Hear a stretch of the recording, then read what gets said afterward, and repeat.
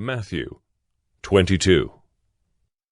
And again Jesus spoke to them in parables, saying, The kingdom of heaven may be compared to a king who gave a wedding feast for his son, and sent his servants to call those who were invited to the wedding feast. But they would not come. Again he sent other servants, saying, Tell those who are invited, See, I have prepared my dinner. My oxen and my fat calves have been slaughtered, and everything is ready. Come to the wedding feast.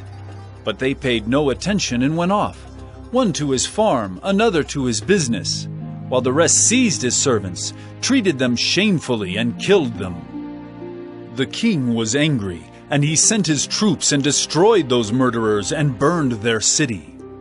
Then he said to his servants, The wedding feast is ready, but those invited were not worthy.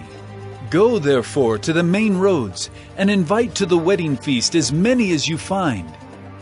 And those servants went out into the roads, and gathered all whom they found, both bad and good. So the wedding hall was filled with guests. But when the king came in to look at the guests, he saw there a man who had no wedding garment. And he said to him, Friend, how did you get in here without a wedding garment? And he was speechless.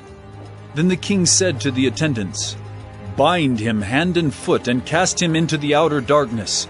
In that place there will be weeping and gnashing of teeth. For many are called, but few are chosen.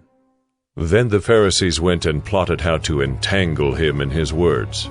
And they sent their disciples to him, along with the Herodians, saying, Teacher, we know that you are true and teach the way of God truthfully, and you do not care about anyone's opinion, for you are not swayed by appearances.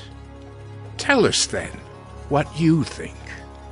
Is it lawful to pay taxes to Caesar or not? But Jesus, aware of their malice, said, Why put me to the test, you hypocrites? Show me the coin for the tax. And they brought him a denarius. And Jesus said to them, Whose likeness and inscription is this?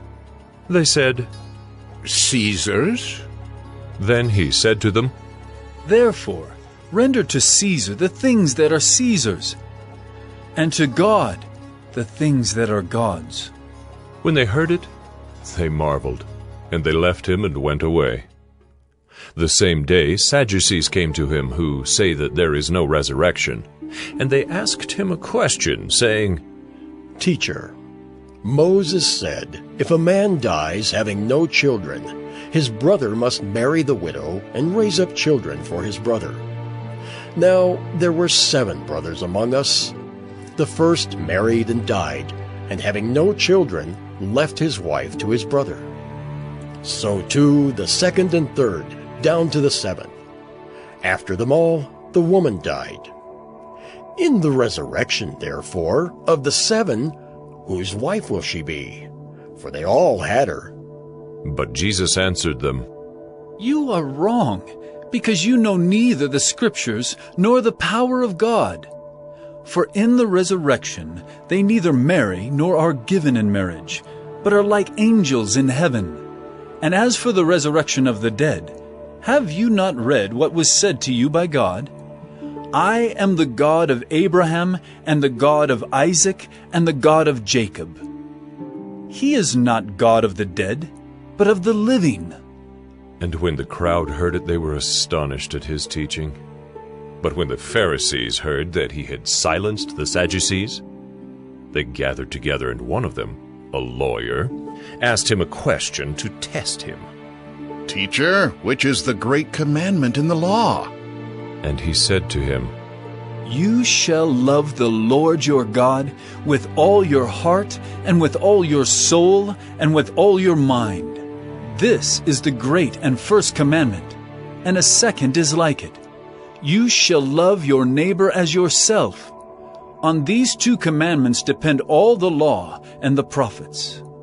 Now, while the Pharisees were gathered together, Jesus asked them a question, saying, What do you think about the Christ? Whose son is he? They said to him, The son of David. He said to them, "How is it then that David, in the Spirit, calls him Lord, saying, 'The Lord said to my Lord, Sit at my right hand, until I put your enemies under your feet'? If then David calls him Lord, how is he his son?" And no one was able to answer him a word, nor from that day did anyone dare to ask him any more questions.